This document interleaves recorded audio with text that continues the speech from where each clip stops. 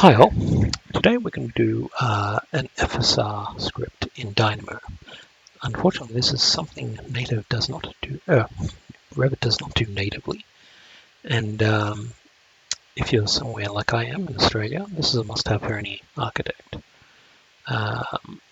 So before we actually do our Dynamo script, I've set up a few parameters here. We only really need one.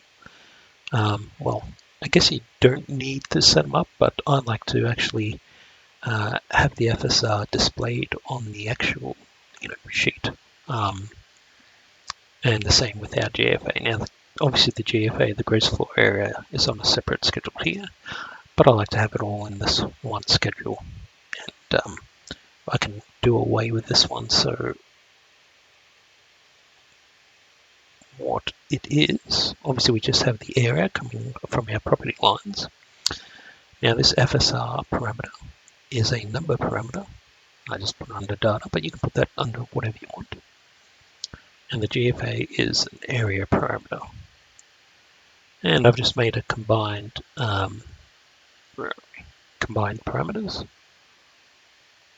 And I've just added the area FSR and the appropriate suffix with a few spaces in between just to make it a bit more neater and presentable.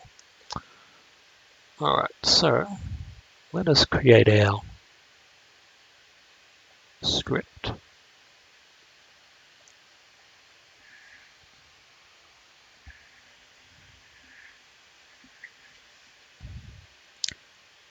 So let's go new. Right, we'll begin with categories.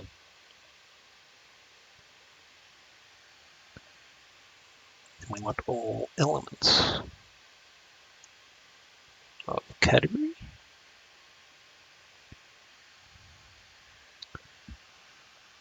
Now we want to filter the different, I guess, if you have multiple different sets of area types, we want to filter that out. So just go that.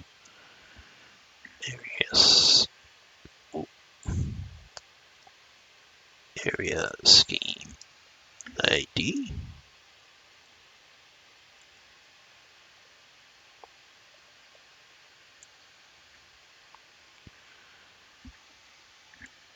Want element name.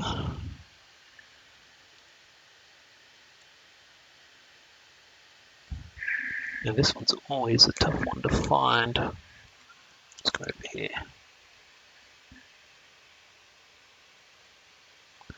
There's always a few, well there's the clockwork element name, but I like to use, where are we? Set name, by name, get by name.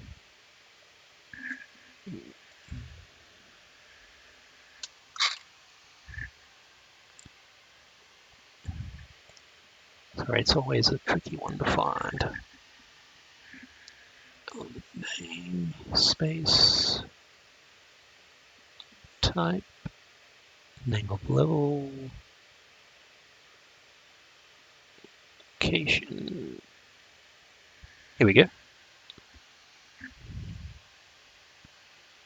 Now I'm not too sure if any other element names work the same, but this is the one I use.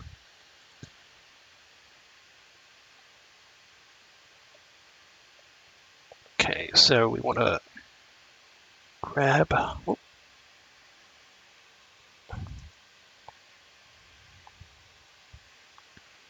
string. Obviously here we want to tell it which area scheme to use by name. Let's turn off the automatic. And we want to list filter by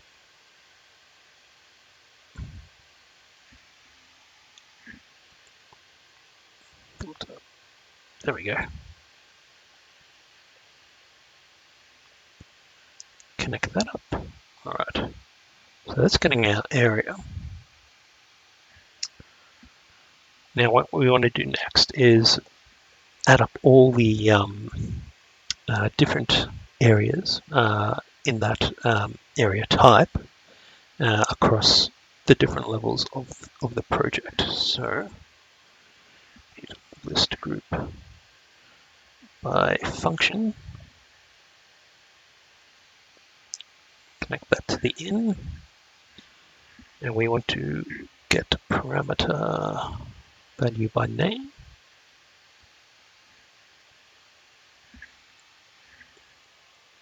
Level, level.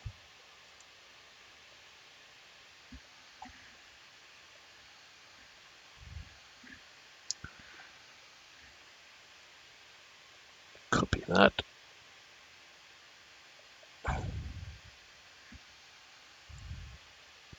Code block area.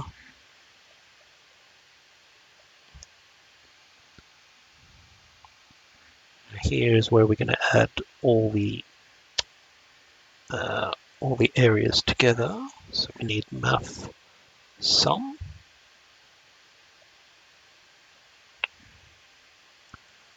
And we do that again.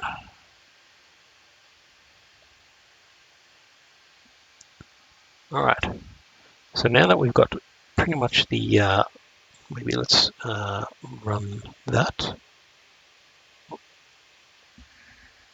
Set this to areas.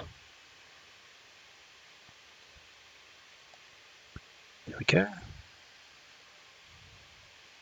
We should run it.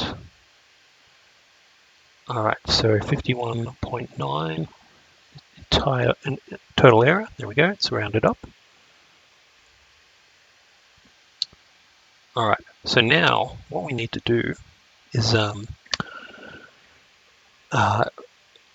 get the area of the property and do the calculation against this to get our FSR. So what we need is our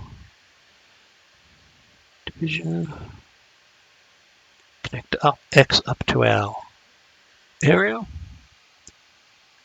Now we need the area of the property lines. So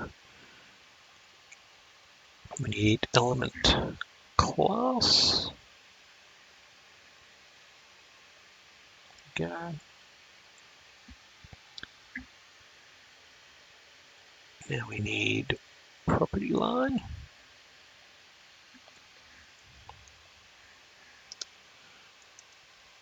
All elements of class.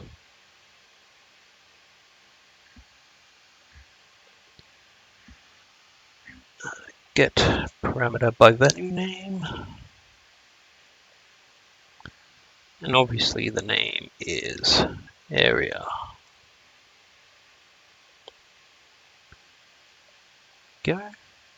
Connect those two up. So I'd like to, so if you just want to have the calculator and not write it back to Revit, this is really all you need. There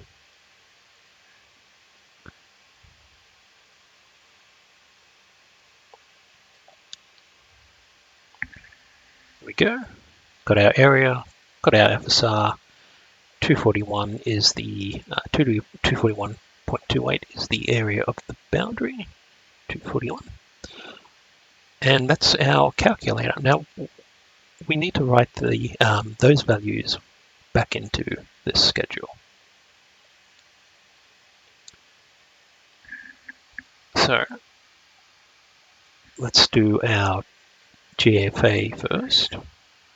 Now obviously this is optional. We've already made our calculator, but I always like to show the actual FSR on the sheet, or whatever I'm handing out. All elements of category So this is going to write the GFA value to the GFA parameter that we set up earlier. Element set. It's always set parameter. There we go. Set parameter by name. Now we call this name. I think I called it GFA. There we go. And we want our value there. And here,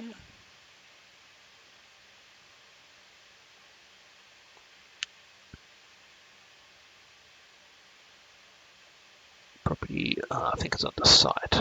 Site property. There we go.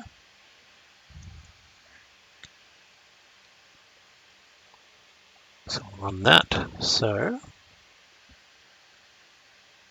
there we go. Our area property, area of our property.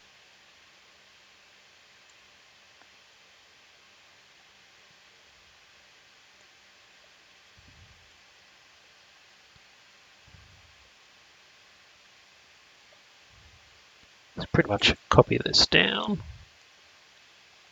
We'll move the value, take the value from the FSR, rename our code block here to FSR. Hit run.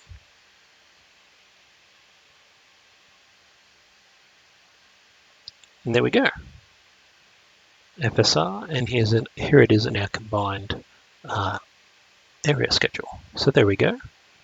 An FSR calculator within Revit. And obviously, whenever you make any changes to the area or something, just rerun it and it should update through this. Now, like I said, these are optional. You don't have to do this, but if you wanted to actually display on your sheets, obviously it's a must. Now I put this all under just the property lines to keep it neat and simple. But I guess you can put it really anywhere you would like. I also have a similar schedule that does the site coverage. It's pretty much the same as this, except it doesn't add up the areas on all levels. It just adds it up on the ground floor level and divides it from the property and comes out in a percentage value. But it's an easy modification to make. But really, this FSR is the one that we need. So here it is. If you have any comments, please ask. And thank you all. And I'll see you the next time we run a new script. Thanks.